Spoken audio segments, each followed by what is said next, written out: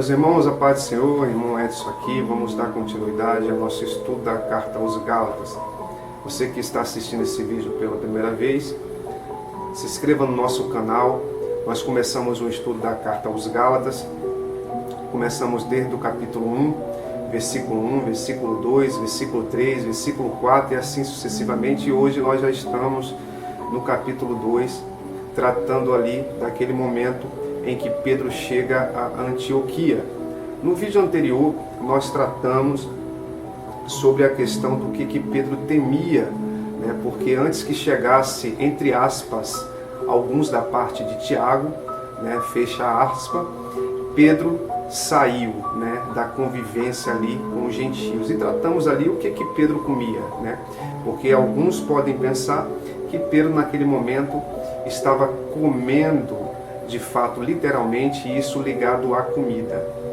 Eu acredito que na realidade Pedro ali estava em comunhão, isto é, comendo com o gentio e se relacionando com os gentios. Por quê?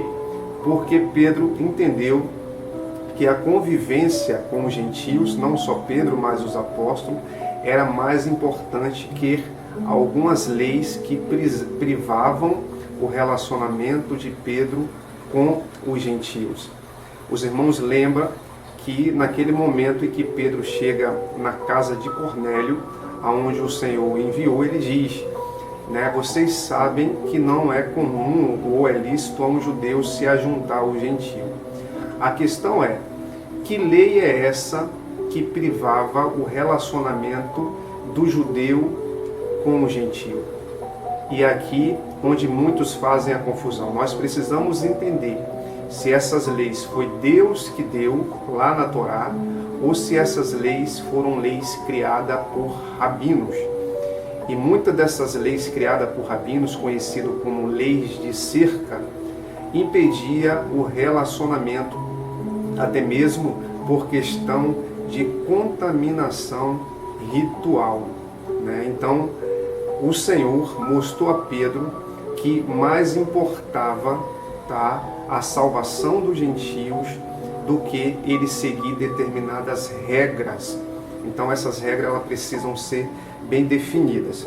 Hoje nós vamos tratar especificamente do versículo 13 e o versículo de número 14. Nós vamos entender o que Paulo de fato falou naquele momento ali. Que parte desse texto, do capítulo 2, do versículo 11 em diante, Paulo de fato falou na presença de todos ali em Antioquia, né? Por quê? Muitos acreditam que o discurso de Paulo se estende até o versículo de número 19, sendo que hoje nós tentaremos identificar o que de fato Paulo falou ali. O que Paulo disse na presença de todos que Pedro ouviu, né? Vamos ler aí então o versículo de número 13 para nós darmos continuidade passo a passo. E diz aí, e os outros judeus também dissimulavam com ele, de maneira que até Barnabé se deixou levar pela sua dissimulação. Então vemos que quando chegou os da parte de Tiago, até Barnabé, né, e outros judeus se levantaram da comunhão ou do relacionamento que estavam tendo com os gentios. Então vem aí o texto que certamente é a fala de Paulo diretamente a Pedro, especificamente, e a todos que estavam ali ouvindo, que se deixava dissimular. Aí ele diz assim, mas quando vi que não andavam bem diretamente conforme a verdade do Evangelho, por isso que eu falei no vídeo anterior, que a questão aqui em debate, a questão primordial é o que? A verdade do Evangelho. A verdade do Evangelho. Então não é a questão da disputa ou que Paulo chama Pedro face a face, na cara diante de todos, mas o que estava em jogo aqui era a verdade do Evangelho, e Paulo não iria ceder. Então ele diz, quando vi que não andava diretamente conforme a verdade do Evangelho, E aqui, se a gente for parar para pensar nos nossos dias, né? Quem é que estão andando conforme a verdade do Evangelho? Em que momento nós devemos defender o Evangelho? O problema é que muitos, sem o conhecimento, acabam fazendo confusão. Querem defender coisas que, na realidade, a verdade do Evangelho não está bem alinhada na sua mente. Muitas às vezes, quando nós apresentamos, algum ensino das Escrituras, ele nem sequer examinam se aquilo que nós estamos falando é de fato a palavra de Deus.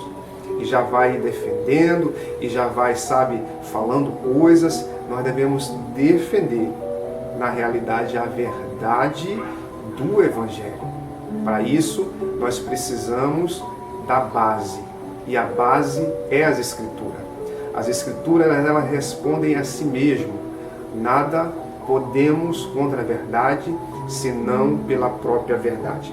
Então, quando Paulo vê que eles não andavam segundo a verdade do Evangelho, disse a Pedro na presença de todos, né? Eu falei no vídeo passado que essa questão de falar na presença de todos é porque estava levando muitos a se desviarem da verdade do Evangelho.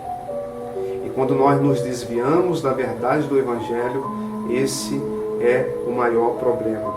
Então, Paulo disse a Timóteo, né, que era líder congregacional, que estava dirigindo a congregação de Éfeso: olha, aos que pecarem, né, repreende na presença de todos. E ali ele estava falando especificamente aos que pecarem, líderes, ou um pecado que levasse outras pessoas a pecarem também.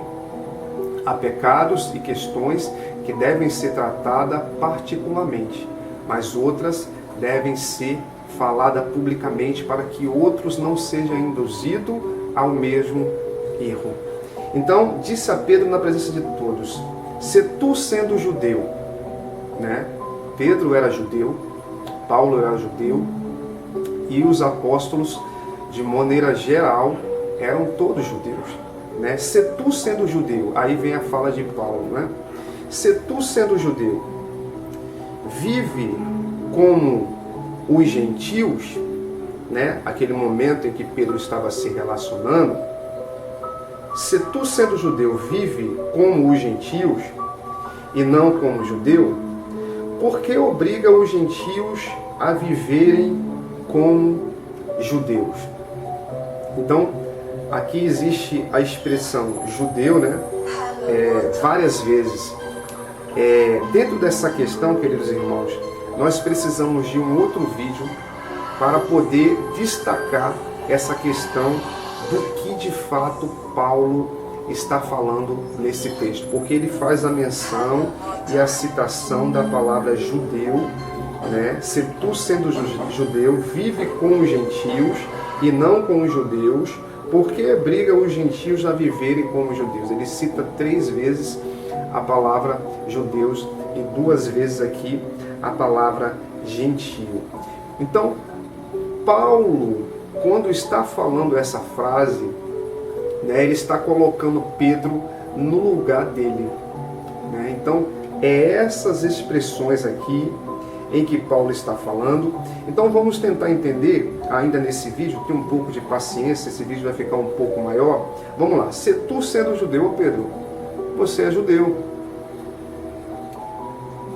Então, calma aí. Por que você está, então, se relacionando como gentio? Repare que Paulo ele está parafraseando, né? Se tu, sendo judeu, vive como os gentios, porque o gentio, ele tem a sua maneira de viver, o seu jeito, que muitas das vezes esse jeito, essa maneira, presta atenção, irmãos, não é de acordo com leis rabínicas, não é de acordo com legalismos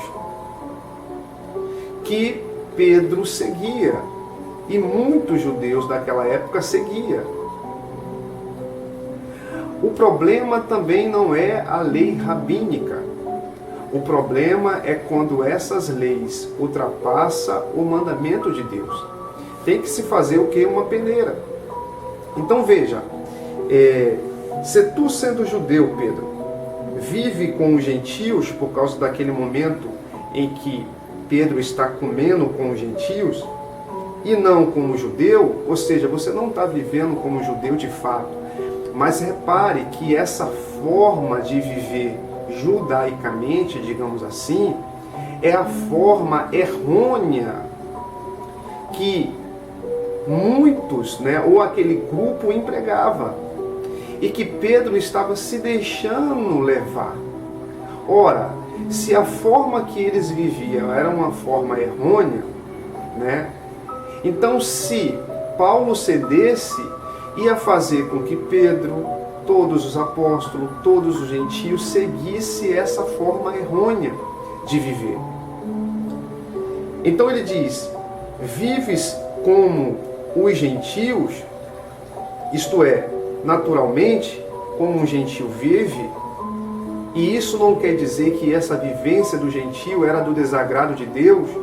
Por isso a gente precisa identificar que o que Paulo está combatendo aqui não é a questão da vivência do gentio, nem a questão da vivência dos judeus, mas a questão de uma vivência legalista errada. E esse legalismo errado era contra a verdadeira interpretação da Torá, dos profetas e dos escritos. É por isso que Paulo defende a verdade do Evangelho.